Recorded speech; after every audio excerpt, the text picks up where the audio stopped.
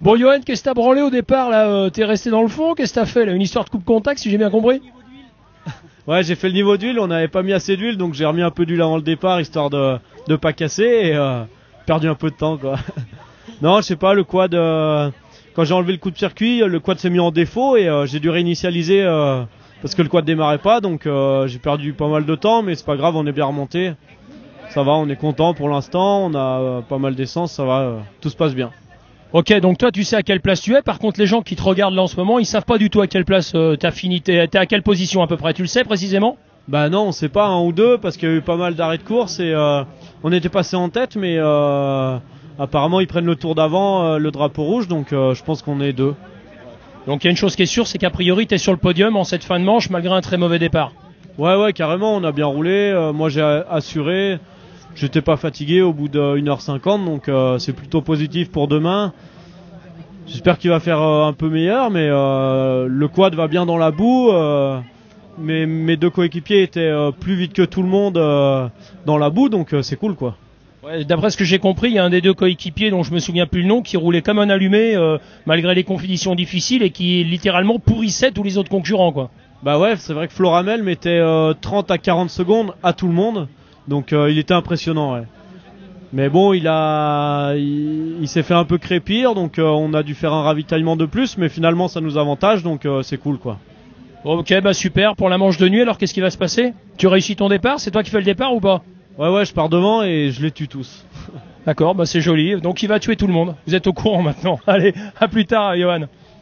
Bon, Raphaël, apparemment, vu la tronche que t'as fait le dernier relais sur cette course magnifique qui s'est transformée en un truc de thalassothérapie presque. Ah ouais. Ouais, ton avis là-dessus? Ouais, bah carrément. Bon, par contre, ça me dérange pas trop parce que j'aime bien ces conditions-là. Bon, j'ai eu un manque de chance parce que j'étais bien placé et à 50 mètres de l'arrivée, je me suis tanké et j'ai jamais pu ressortir le quad pendant 20 minutes. Donc voilà. Mais bon, on va dire que ça doit faire la 17e année que je fais Pont de Vaux. Ça fait plaisir de revenir ici. Et surtout que l'année dernière, on avait on avait fini donc 21 et surtout premier vétéran parce qu'on roule avec. Ah ouais, t'es vieux, ouais, t'es vraiment vieux. Exactement, ouais, non. Bah d'ailleurs, c'est mon anniversaire aujourd'hui. J'ai 38 ans aujourd'hui, si vous voulez savoir. Tiens. Ouais, t'es désolé, je suis désolé pour toi. En tout cas, je te ferai pas la bise parce que vu les tactales, on dirait un raton laveur vu de face là. Ouais, croisé peut-être avec un sanglier. Ouais, ça doit être ça, ouais. Conditions franchement pourries dans la deuxième partie de la première manche.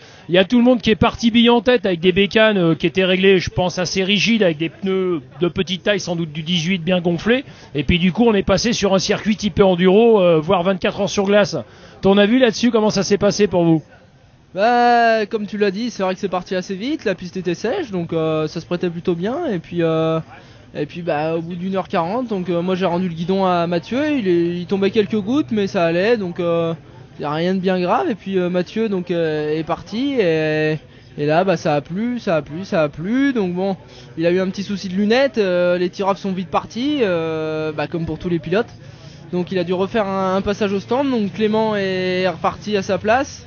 Et bah Clément arrêté sous le drapeau rouge sans lunettes aussi alors qu'il était parti avec des roll-off. Donc ouais, c'est vrai que c'est des conditions assez catastrophiques par rapport à l'habitude qu'on a ici. C'est vrai qu'ici normalement on est vraiment sous la chaleur, on peut pas tenir et là c'est la boue, donc c'est vrai que c'est pas une habitude qu'on a ici. Mais voilà, maintenant on attend de voir ce qui va se passer par la suite, des décisions qui vont être prises et voilà, on est dépendant, on attend et on verra. Ouais, ce qu'il faut surtout pas perdre de vue, c'est que la course au total dure 12 heures. Là, il y a eu 3 heures de passé, donc il reste 9 heures encore de course. Il peut se passer beaucoup de choses, surtout pendant la manche de nuit. C'est souvent une manche qui est très difficile, qui est particulière. Et là, il y a pas mal de changements de position. Pour cette nuit, qui c'est qui va faire le départ? Tu as l'info? Vous avez déjà décidé ou pas? Non, pour l'instant, je sais pas. Pour l'instant aussi, on attend aussi de savoir la course parce que la nuit, dans des conditions pareilles, c'est, on va dire, pas possible. Les phares sont pleins de boue, on va rien voir du tout, donc c'est plutôt dangereux.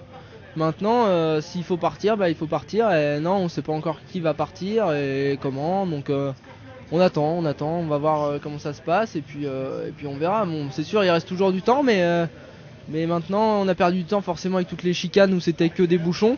Donc bah voilà, hein, quand il y en a un qui passe, le pilote qui est devant il arrive à passer et que vous bah il y a un bouchon, bah on attend et on perd tout de suite 30 secondes même plus, donc c'est assez énervant, mais bon on n'a pas le choix. Ok, bon bah Antoine, à plus tard, hein, j'espère que ça va démarrer, je crois que c'est à 20h et jusqu'à 1h du matin, un truc horrible quoi, et après c'est l'heure pour sortir en boîte, 1h, non, c'est ça, non? Ouais, on va voir, on sait pas encore où on va sortir, on va peut-être sortir dans le lit et puis aller se coucher et se reposer pour le lendemain. Non, on va reprendre des forces et puis pour le lendemain, parce que bon, dans des conditions pareilles, c'est vrai qu'on n'est pas forcément sollicité physiquement, mais bah faut quand même être présent et non, donc on va aller se coucher quand même à la fin. Ok, ne rien lâcher. Bon, à ce soir, merci. Bon, vu qu'ils ont une grande gueule, on va les laisser se présenter. Donc le petit Kevin Rochereau qui est là va présenter ses potes. Allez, vas-y. Alors ici, vous avez à droite Claudie Humbert, d'où Arnaud Humbert, et là Claudie Mathieu, le petit Mathieu l'Allemand. Voilà. C'est le fils du papa Claudie, le pape Claudie, comme on l'appelle chez nous, parce que c'est lui qui nous baptise en tant que Claudie quand on veut rentrer dans l'équipe, donc voilà. Le pape Claudie, donc c'est le vieux qui gueule là-bas. Voilà, exactement. Toujours celui qui gueule et qui parle beaucoup en anglais sans savoir parler anglais. Ouais, mais il croit encore que ça impressionne les filles, c'est pour ça il tente le coup, quoi.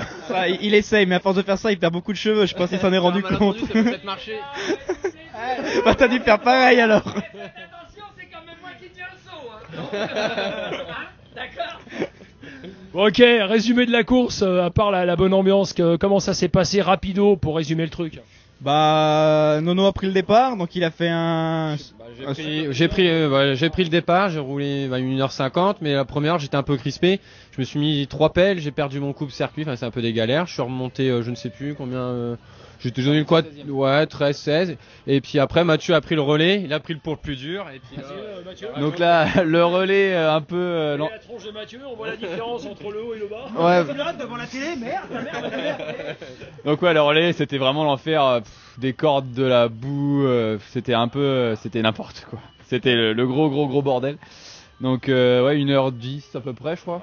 Et je suis remonté pas loin, ouais 15, je suis remonté 15. Je viens de m'arrêter pour même reprendre des lunettes propres parce que c'était impossible de rouler quoi. Et là, il parle, il y a des bruits qui courent de problèmes sur la manche de nuit, possibilité éventuelle d'annulation. Bon, le départ est pas pour tout de suite, donc éventuellement il y a des choses qui peuvent changer d'ici là, mais apparemment, on se pose des questions là.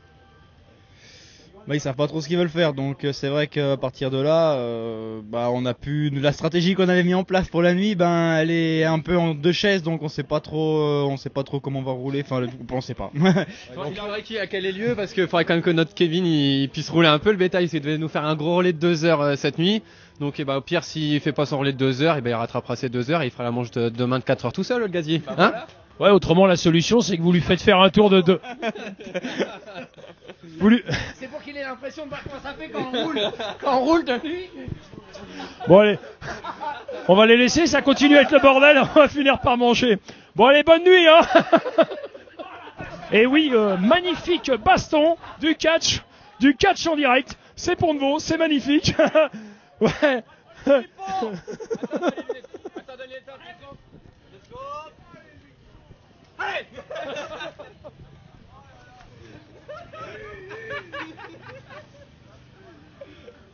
Ok, fort.